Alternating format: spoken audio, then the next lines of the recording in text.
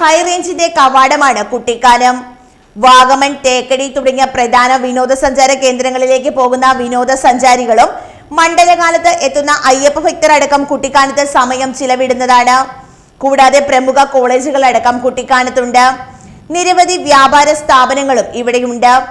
ഇവരെല്ലാം നിലവിൽ നേരിടുന്ന ഒരു പ്രധാന പ്രതിസന്ധി കുട്ടിക്കാനം ടൗണിൽ പണമെടുക്കുവാൻ ATM പ്രവർത്തിക്കുന്നില്ല എന്നുള്ളതാണ്.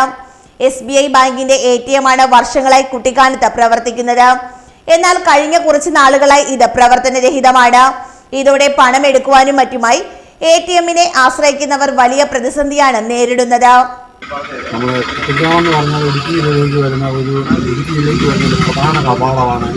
ഇതൊരു 4ഓളം കോളേജുകളും നിരവധി സ്കൂളുകളും എല്ലാം ഉള്ള 5000-ഓളം അടുത്ത് വിദ്യാർത്ഥികൾ പഠിക്കുന്ന ഒരു സ്ഥലത്താണ്.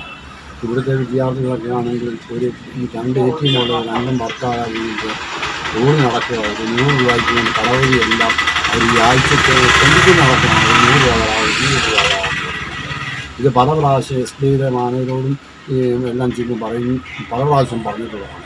ഇതുവരെയായിട്ടൊന്നും നടപടി ഉണ്ടായില്ല. ഇവിടുത്തെ ജനങ്ങളുടെ ബുദ്ധിമുട്ടും ഇതെല്ലാം മനസ്സിലാക്കിക്കൊണ്ട് അവിടെ ഒരു ATM ശരിയാക്കുന്നതിനും അതോടൊപ്പം തന്നെ ടൗണിലുള്ള വിഷയം നിരവധി തവണ ബാങ്ക് അധികൃതരുമായി പ്രദേശത്തെ വ്യാപാരികൾ സംസാരിച്ചതാണ്. എന്നാൽ നടപടി ഇതുവരെയും ഉണ്ടായിട്ടില്ല.